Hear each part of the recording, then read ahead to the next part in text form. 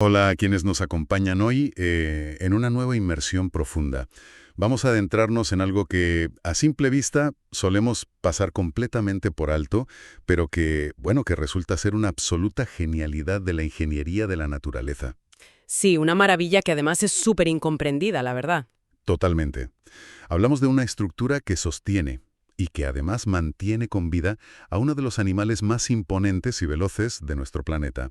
Hoy vamos a hablar del casco del caballo. Y para arrojar luz sobre este tema, hemos estado analizando una montaña de documentación técnica, porque, a ver, no es un tema sencillo. No, para nada. Contamos con estudios biomecánicos muy exhaustivos de la Universidad de Ciencias Agrícolas de Suecia, también datos clave de la Universidad de Missouri y de la plataforma Extension Horses. Además de esos artículos clínicos detallados de Bart Kekwin, claro, exacto, y varias guías de rehabilitación veterinaria. Toda esta información nos permite entender esa intrincada mecánica que ocurre en el interior de la pata de un caballo cuando está en movimiento. Y la razón por la que nos sumergimos en todos estos estudios, la misión de hoy, digamos, es intentar resolver un rompecabezas físico que parece casi imposible. Un verdadero desafío a la gravedad. Eso es. A menudo se escucha en el ámbito veterinario que el casco del caballo es su segundo corazón. Y claro, de entrada pues suena a metáfora poética, ¿no? Sí, suena algo muy romántico. Claro, porque vemos un bloque duro, que parece estar hecho, no sé, del mismo material que nuestras uñas, y está ahí soportando a un animal de media tonelada. Pero la ciencia nos dice que es una bomba vital. Una bomba hidráulica muy precisa, de hecho. Y fíjate qué paradoja evolutiva más increíble tenemos entre manos. El caballo es una máquina biológica que ha nacido para correr a velocidades de vértigo. Sin embargo, de la rodilla para abajo, no tiene músculos. Cero. Nada de músculo. Cero absoluto, son todo tendones, ligamentos y hueso. Entonces, la gran pregunta que nos hacemos hoy es, a ver, ¿cómo es físicamente posible que la sangre venza la fuerza de la gravedad y vuelva a subir hacia el pecho si no hay un solo músculo ahí abajo que la empuje? Pues esa es la clave de todo el asunto. Para entender la magnitud de ese problema logístico, tenemos que mirar atrás al proceso evolutivo del caballo en las grandes llanuras. Claro, el contexto es fundamental. Sí, porque para sobrevivir a los depredadores, el caballo necesitaba maximizar su velocidad y su eficiencia energética. Y la evolución optó por un diseño, digamos, muy radical. Concentró todo, ¿no? Exacto, concentró toda la masa muscular pesada en la parte superior del cuerpo y de las extremidades. Es un principio de física básico, ¿eh? Muy similar al funcionamiento de un péndulo. Ah, vale, entiendo. Si quieres que un péndulo oscile más rápido con menos esfuerzo, Le quitas peso de la punta. claro, tiene todo el sentido. Al eliminar el músculo de la parte inferior de la pata, el caballo puede mover sus extremidades a una velocidad asombrosa. Menudo diseño. Claro, es justo al revés de lo que nos pasa a los humanos. Nosotros tenemos esos músculos enormes en las pantorrillas, ¿verdad? Y esos músculos nos ayudan a bombear la sangre venosa de vuelta hacia arriba con cada paso. Efectivamente, el caballo sacrificó esa ayuda periférica en pos de la velocidad. Pero claro, esa sangre que llega hasta el casco, que va cargada de toxinas y dióxido de carbono, tiene que volver al corazón de alguna manera. Y subiendo más de 1 metro en contra de la gravedad, que se dice pronto. Ya, es un reto enorme. Si no hay contracción muscular tradicional que la exprime hacia arriba, bueno, tiene que haber un plan B. Y ese plan B es una maravilla de la biomecánica oculta, porque lo que vemos desde el exterior engaña muchísimo. Muchísimo. Parece un estuche rígido, sin más. Exacto, parece una caja dura, pero es una estructura altamente dinámica. Para que nuestra audiencia lo visualice bien, vamos a empezar por la capa más externa, lo que es la pared del casco. Que es material córneo puro, queratina. Eso es. Y es muy importante destacar que no tiene vasos sanguíneos ni terminaciones nerviosas, lo cual tiene todo el sentido del mundo porque si los tuviera, el pobre caballo sentiría un dolor insoportable cada vez que golpeara el suelo. Sería inviable, claro. Debajo de esa pared tenemos la suela. Y en la parte posterior e inferior encontramos una pieza fundamental que se llama la ranilla. La famosa ranilla. Sí. Para quienes no hayan levantado nunca la pata de un caballo, imaginemos que le damos la vuelta al casco. En el centro se ve claramente una estructura en forma de V. Esa es la ranilla. Y si la tocas, no es dura como la pared externa. No, que va. Tiene una textura que recuerda un poco a una goma de borrar muy densa, o no sé, a la almohadilla de unas zapatillas deportivas de estas de alta tecnología. Es una analogía muy visual y muy acertada. Esa ranilla es el primer punto de contacto de todo el sistema de amortiguación. El primer impacto. Eso es. Pero si miramos más adentro, debajo de esa superficie de queratina, es donde realmente encontramos el motor. En el centro del casco está suspendido el hueso tejuelo. También conocido como tercera falange, ¿verdad? Exactamente. Es el último hueso de la pata. Y a los lados de este hueso se extienden los cartílagos laterales, que son unas láminas bastante flexibles cuando el animal es joven. Aunque luego, con la edad, entiendo que tienden a osificarse y volverse más rígidas. Sí, de forma natural se vuelven más duras. Y justo debajo y detrás del hueso tejuelo, descansando sobre esa ranilla en forma de V que mencionabas, se encuentra el cojinete digital. El cojinete digital, por lo que describen las fuentes, es como una gran masa de tejido fibroelástico y grasa, ¿no? Actúa como el amortiguador primario. Es una especie de colchón interno que recibe el impacto inicial, sí. Vale, entonces tenemos la ranilla, el hueso, los cartílagos y este colchón interno. Y envolviendo todas estas estructuras internas es donde encontramos la red circulatoria. Este es el verdadero foco de los estudios que estamos analizando. Aquí es donde la cosa se pone interesante. La sangre arterial, que es rica en oxígeno y va a alta presión, baja por la pata a través de las arterias digitales y entra en lo que denominamos el corion. El corion. Sí, el corion es una capa de tejido vivo densamente irrigado que envuelve el hueso y nutre constantemente las estructuras córneas que lo rodean. Pero ojo a esto, porque el detalle crítico para resolver nuestro rompecabezas circulatorio no está en cómo entra la sangre, sino en dónde se almacena antes de salir, ¿verdad? Efectivamente, ahí está el gran secreto. Porque aquí es donde la anatomía se vuelve verdaderamente espectacular. No estamos hablando de un par de venitas de retorno y ya está. Las investigaciones describen algo llamado plexos venosos. Que son redes inmensas. Como esponjas casi, esponjas hechas de vasos sanguíneos. Hablamos del plexo coronario en la parte superior, el plexo solar bajo el hueso y el plexo de la ranilla. Si lo imaginamos, es como un complejo sistema de embalses subterráneos que envuelven todo el interior del casco. Embalses diseñados específicamente para almacenar grandes volúmenes de sangre. Eso es. Son reservorios hidráulicos estratégicamente situados entre las estructuras duras, como el hueso y los cartílagos, y las estructuras blandas, como el cojinete digital. Y aquí, claro, es donde las piezas del rompecabezas se encajan, porque todo este conjunto anatómico no funciona de forma pasiva para nada. En absoluto.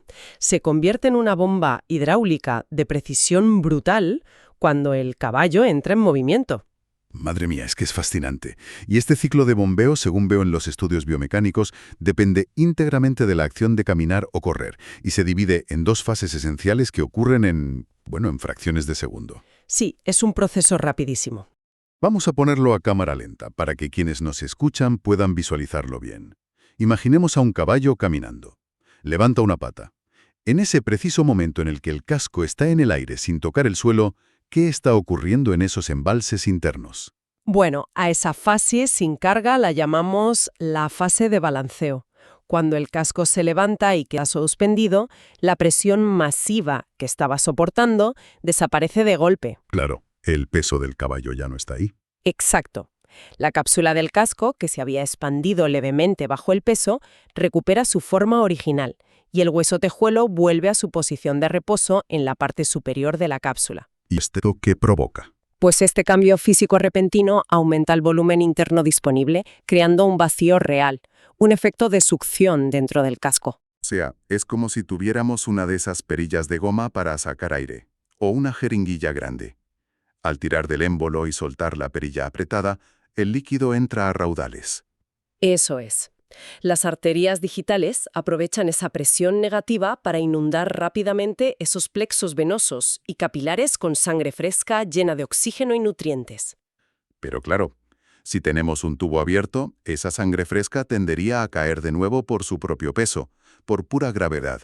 Y aquí es donde las investigaciones de extensión Horses señalan un mecanismo brillante en las venas de la pata superior. Las válvulas, ¿no? Sí, unas válvulas unidireccionales de alta resistencia. Son fundamentales. Actúan como compuertas mecánicas. ¡Qué maravilla! Permiten que la sangre fluya hacia arriba durante la fase de empuje, pero se cierran herméticamente en el momento en que la presión se invierte. Impidiendo que la columna de sangre venosa retroceda y se estanque abajo en el casco. Exactamente, lo que nos lleva precisamente a la fase más crítica del ciclo, el momento del impacto y el apoyo, cuando el casco vuelve a entrar en contacto con la tierra. La fase de empuje. Y madre mía, por lo que detallan los estudios, el orden de los factores aquí altera muchísimo el producto. La anatomía del caballo dicta que, en un paso biomecánicamente correcto, la parte trasera del pie aterriza primero. Sí, el talón entra primero. Es decir, esa ranilla en forma de V, esa almohadilla elástica de la que hablábamos, choca contra el suelo, y la fuerza de reacción de la tierra empuja la ranilla violentamente hacia arriba, hacia el interior del casco. Y al subir, la ranilla choca directamente contra el cojinete digital. Ese colchón fibroelástico que mencionamos antes se ve atrapado. Entre la espada y la pared, básicamente. Exacto, queda atrapado entre la ranilla que sube y el hueso tejuelo que, al recibir el peso del cuerpo del caballo, desciende. Claro, al ser comprimido desde abajo por el suelo y desde arriba por el peso del animal, el cojinete digital no tiene más remedio que aplanarse y expandirse lateralmente. Se aplasta y empuja hacia los vados. Y a los lados, recordemos, están los cartílagos laterales. Y entrelazados con ellos, esos gigantescos embalses de sangre que decíamos, los plexos venosos. Así es, la secuencia es de una precisión milimétrica. La expansión lateral del cojinete y el descenso del hueso comprimen físicamente los plexos venosos con una fuerza, descomunal. Brutal. Toda esa sangre venosa que se había acumulado durante la fase de succión en el aire es literalmente exprimida de sus reservorios. Al no poder ir hacia abajo por el suelo, ni permanecer en el casco por la inmensa presión, sale disparada hacia arriba. Abriendo las válvulas de las venas de la pata e iniciando su viaje de retorno al corazón. Fíjate, el propio peso del animal, combinado con la fuerza de la gravedad al caer, es lo que empuja su sangre en contra de esa misma gravedad. Es un diseño maestro, sin duda. Totalmente. Pero, a ver, hay un concepto en la documentación clínica de Barthe-Quine que me parece, una locura absoluta. Y es el término cojín hidráulico. Ah, sí, eso es interesantísimo. Porque hasta ahora hemos hablado de mover la sangre para limpiar y oxigenar la pata. Pero resulta que esa misma sangre sirve para proteger el casco. Tiene una doble función vital. Hay que tener en cuenta las fuerzas extremas a las que se somete esta estructura. Durante los primeros milisegundos del impacto del casco contra el suelo duro, antes de que la sangre tenga tiempo de escapar hacia la parte superior de la pata, se queda atrapada un instante en esos plexos presurizados. Un instante crítico. Muy crítico.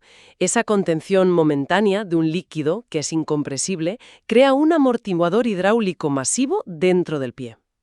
Para poner esto en perspectiva y que nuestra audiencia se haga una idea de las cifras de las que estamos hablando, los estudios del profesor Roepstorff en Suecia son de no creer. Miden la fuerza de reacción del suelo. Los números asustan. Y tanto. En un trote normal de trabajo, la fuerza que recibe cada pata es de 2 a 3 veces el peso corporal del animal. Estamos hablando de absorber impactos de más de 1000 kilos, repetidamente. Y si nos vamos a disciplinas de salto, al aterrizar, la fuerza generada se mide directamente en toneladas. Toneladas. Si un ser humano aterrizara con esa proporción de fuerza sobre una estructura similar a nuestras uñas, los huesos se harían polvo en el primer impacto. Sin ese cojín hidráulico masivo, la estructura ósea del caballo simplemente colapsaría. Las inmensas fuerzas de concusión destrozarían el frágil hueso tejuelo y desgarrarían los tejidos blandos. Es increíble. La sangre a alta presión en el interior del casco actúa, en esos milisegundos, casi como un fluido no newtoniano. ¡Ostras, qué buena comparación! Se vuelve lo suficientemente densa como para absorber y disipar esa onda de choque brutal antes de fluir ordenadamente hacia arriba. Es un mecanismo de disipación de energía perfecto.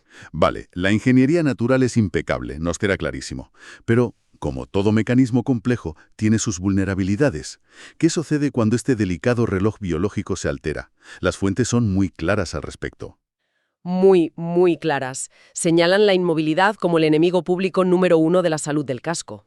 Tiene toda la lógica tras lo que acabamos de explicar. Consecuencia directa. Si el segundo corazón funciona gracias al impacto rítmico contra el suelo, privar al animal de movimiento es literalmente apagar el motor. Apagar la humba. Pensemos en un escenario súper común en la hípica moderna, un caballo que pasa la mayor parte del día, a veces más de 20 horas, parado en un establo. La fase dinámica de succión y empuje simplemente desaparece. La sangre entra por la presión arterial, sí, pero se queda estancada en esos reservorios al no haber fuerza mecánica que la comprima y la envíe de vuelta. Claro, y ese estancamiento de sangre venosa, que va cargada de toxinas y residuos metabólicos, provoca problemas muy visibles. Es la causa de ese edema, esa hinchazón característica en las patas inferiores que a veces se observa por las mañanas. Exacto, es muy típico. Además, los datos de la Universidad de Missouri advierten de un daño colateral a largo plazo. Al no haber una circulación eficiente, el tejido vivo del corión no recibe suficientes nutrientes. Y sin nutrientes, el crecimiento normal del casco se desploma. En condiciones óptimas de movimiento, la pared del casco crece cerca de 1 centímetro al mes, unos 9,5 milímetros. Si no hay bombeo, no hay suministro de material de construcción, se para. Y aunque la ralentización del crecimiento es preocupante, el estancamiento circulatorio encierra un peligro muchísimo más inminente y grave, algo que afecta al soporte estructural del animal. Te refieres a las láminas, ¿verdad? Sí, a la integridad de las láminas. Son posiblemente el tejido de conexión más crítico y sensible de toda la anatomía equina. Fíjate, para visualizar qué son las láminas, me encanta una analogía que he visto, la analogía de las guías telefónicas. Ah, sí, es muy buena.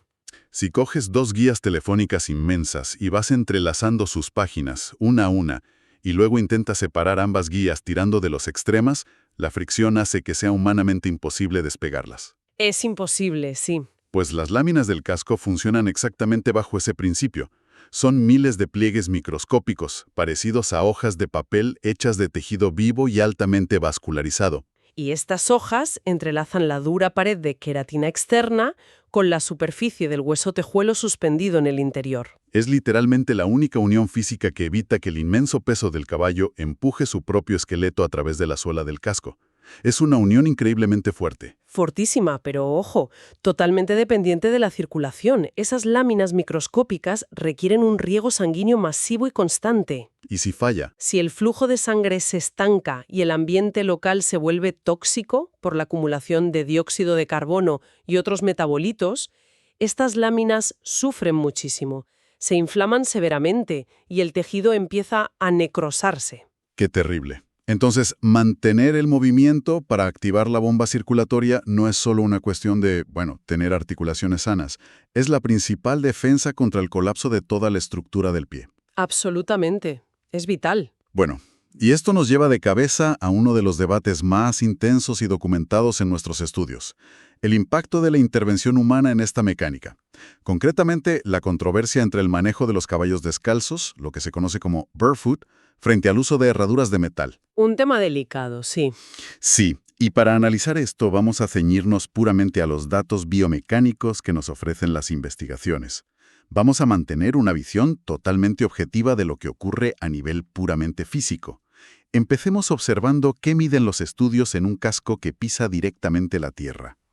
Pues, a ver, los análisis biomecánicos, en particular las mediciones del profesor Robstorff, muestran que un casco descalzo mantiene una capacidad de deformación óptima. Se mueve libremente. Claro, al no haber restricciones externas, la ranilla contacta con el suelo en cada zancada, lo que maximiza la compresión del cojinete digital que explicábamos antes. Todo el ciclo de bombeo se completa. Eso es. Robstorff documentó a través de cámaras de alta velocidad y sensores de presión que el casco descalzo presenta un ensanchamiento muy pronunciado en la zona de los talones durante el apoyo, seguido de una contracción activa durante el desprendimiento. Los talones se abren y se cierran como un fuelle. Exacto. Y esa amplitud de movimiento es lo que garantiza un volumen de flujo sanguíneo máximo a través de los plexos venosos. Sin embargo, al analizar la mecánica de un casco con una herradura de metal tradicional, los números cambian de forma drástica. Los datos técnicos aportados por Bartek Equine revelan varios efectos físicos inmediatos. Sí, los datos son muy claros. Primero, la herradura, por su propio grosor, suele elevar la ranilla, separándola del suelo. Esto significa que el mecanismo principal que activa la bomba del cojinete digital pierde gran parte de su impacto directo. Ya no choca igual. Eso es. Pero el dato más revelador que han medido es que la rigidez de una herradura tradicional de metal restringe el movimiento natural de apertura de los talones, en aproximadamente un 36%, comparado con el movimiento de un casco descalzo. Un 36% es muchísimo. Y eso tiene implicaciones directas en la hidrodinámica del sistema. Si los talones no pueden expandirse y contraerse en su totalidad, la compresión de los plexos venosos pierde eficiencia. Y a largo plazo me imagino que esto trae cola. A nivel fisiológico, una restricción sostenida a lo largo de los años puede derivar en una atrofia gradual de las estructuras internas responsables del bombeo, como la propia ranilla y el cojinete fibroelástico. Claro, lo que no se usa se atrofia. Tal cual. Y al reducirse la capacidad de bombeo, pues aumenta el riesgo de retener un mayor volumen de sangre estancada dentro de la cápsula. No obstante, es justo mencionar que la investigación de materiales también está buscando soluciones híbridas para mitigar estos efectos, ¿no? En la documentación clínica se analizan herraduras alternativas como las denominadas twin shoes. Sí, son aproximaciones de diseño interesantes. Buscan mantener la protección en la zona de la pared y la suela para terrenos abrasivos, pero incorporan articulaciones o materiales que permiten una flexibilidad independiente en la parte posterior. Intentando devolver ese 36% de expansión perdida a los talones. Exacto, buscando imitar lo máximo posible el ciclo hidráulico de un casco en estado natural. Refleja un cambio de paradigma muy interesante en la comprensión humana de la anatomía animal. Supone reconocer, con los datos en la mano, que la movilidad de la parte posterior del casco y esa expansión de los talones no representan una inestabilidad que deba ser bloqueada o fijada. Para nada. Es un engranaje fisiológico crucial que debe ser protegido para garantizar el riego sanguíneo. Bueno, llegados a este punto, habiendo desgranado presiones, válvulas y milímetros de movimiento, cabe preguntarse, por a quienes nos escuchan desde campos muy diversos, ¿por qué resulta tan relevante conocer a este nivel de detalle la mecánica del pie de un caballo? Es una gran pregunta. Y estoy convencido de que va mucho más allá de la veterinaria. Es una ventana a cómo la naturaleza resuelve problemas complejos de ingeniería.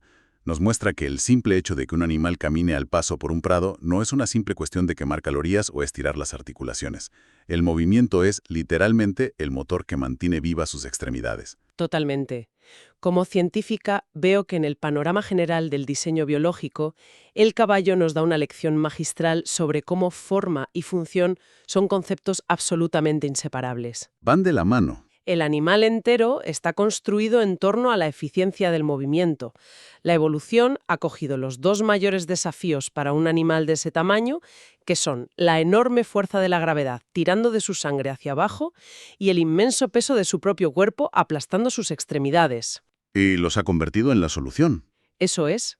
Ha reclutado esas fuerzas destructivas para impulsar su propio sistema de soporte vital. Es un triunfo del diseño biomecánico, vamos. La gravedad como motor. Madre mía, es una barbaridad de concepto. Vamos a recapitular un poco lo que hemos sacado en claro de toda esta pila de estudios. La idea central que debe quedarnos grabada es que el casco del caballo no es un bloque inerte ni una simple pezuña inactiva. No, es una máquina compleja. Es una bomba vascular de ingeniería hidráulica de altísima precisión. Un mecanismo que se deforma, que absorbe impactos que destrozarían cualquier hueso humano y que empuja la sangre con cada zancada para mantener al animal en pie y funcionando. Y fíjate, a raíz de todo este análisis biomecánico, hay una reflexión que inevitablemente surge al leer las fuentes y que creo que da mucho que pensar a nuestra audiencia. A ver, cuéntanos. Hemos establecido de forma concluyente que la salud articular, la integridad de los tejidos y la eficiencia circulatoria periférica del caballo dependen por completo de ese impacto rítmico, ¿no?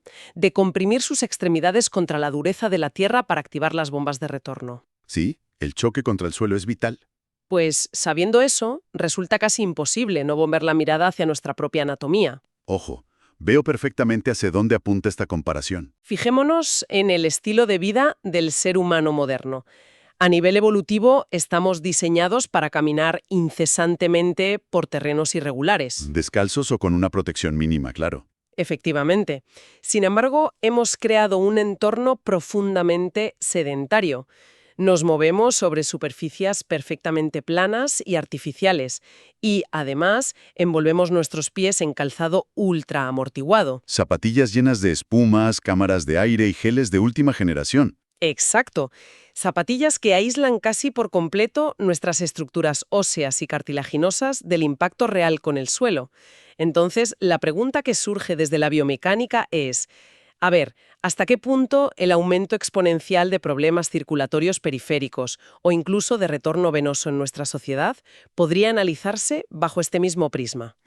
Uf, qué interesante. ¿Podría ser que el pie humano también necesite de forma imperiosa experimentar esa fuerza de reacción mecánica del terreno a cada paso para mantener activas sus propias bombas circulatorias? Es un cierre espectacular que nos deja dándole vueltas a la cabeza. ¿Acaso tanta comodidad en nuestro calzado y tan poco impacto están silenciando nuestros propios mecanismos de bombeo periférico? Es un paralelismo fascinante para que cada cual investigue y saque sus propias conclusiones. Da para pensar, desde luego. Bueno, hasta aquí llega nuestro recorrido de hoy por las increíbles válvulas, tendones y presiones ocultas del pie equino. Gracias a toda nuestra audiencia por acompañarnos en esta aventura de diseccionar el mundo que nos rodea, buscando la genialidad donde parece que solo hay polvo y queratina. Seguiremos leyendo, seguiremos investigando y nos encontraremos en la próxima inmersión profunda. ¡Hasta pronto!